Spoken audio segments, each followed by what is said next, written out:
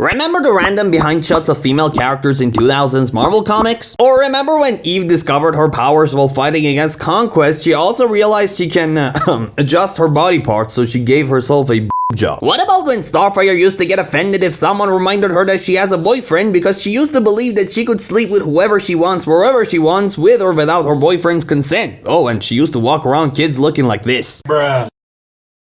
Well, these are just a couple of examples of how the 2000s comics used to look like. Skin-tight suits, bikini shots, ripped-off shirts, and huge knockers all over the place. Not to mention that NSFW artists such as Bruce Timm, Greg Land, or in this case Jim Balent would get more work than anyone else because of the way they draw female characters. But unlike the other two, Jim couldn't tell the difference between drawing for a superhero company and drawing for a certain adult website. Just for example, these are a couple of his works I can show on YouTube, and don't worry, they get way freakier. He even went on to write his own comics revolving around hunted and naked werewolves and witches who breastfeed crows, which we'll get into in a bit. But don't expect me to explain why his company is called Broadsword with a logo of a lady holding a sword. That one is pretty self-explanatory. Anyways, Mr. Jim Balent hit the jackpot in the early 80s when he got accepted to draw Sergeant Rock comics for DC Company. After that, he went on to work on Batman, then Lobo, then finally Catwoman series from 1993 to 1999, which was when he gained his confidence on drawing females more provocatively. Just for reference, this is how he drew Catwoman in the first versus this is how he drew Catwoman in the last chapter. And by the time the comic was done, DC liked his work so much that they gave him another spin-off of the character to work on so he could show us more of his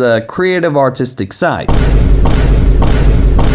Needless to say, DC was more than happy to give him more work, and even Marvel wanted a piece of him, but for some reason, he decided the best move for him is to make his own company to make fan-servicey comics about witches and witchcraft, since he believed the world needed to know more about witches. In fact, he was so into witchcraft that he would even give tutorials about casting a fan-favorite spell at the end of each issue of his comic. And I use the term comic very loosely, since after he went solo, the difference between his work and hentai comics became unrecognizable. Like, I legit mean it when I say you can't show it on YouTube. You either have to search it up yourself or use your imagination. But that being said though, it's amazing how everyone at first thought that his work wouldn't last more than 3 chapters, yet he went on to prove everyone wrong by publishing 140 something issues and more. And the fact that he even went on to help other independent publishing companies with their freaky comics just goes on to show that he wasn't just in it for the money. But I'm curious to know what you guys think of it. Please let me know in the comments below, like and subscribe to all the good stuff, and I'll see you in the next one. Bye.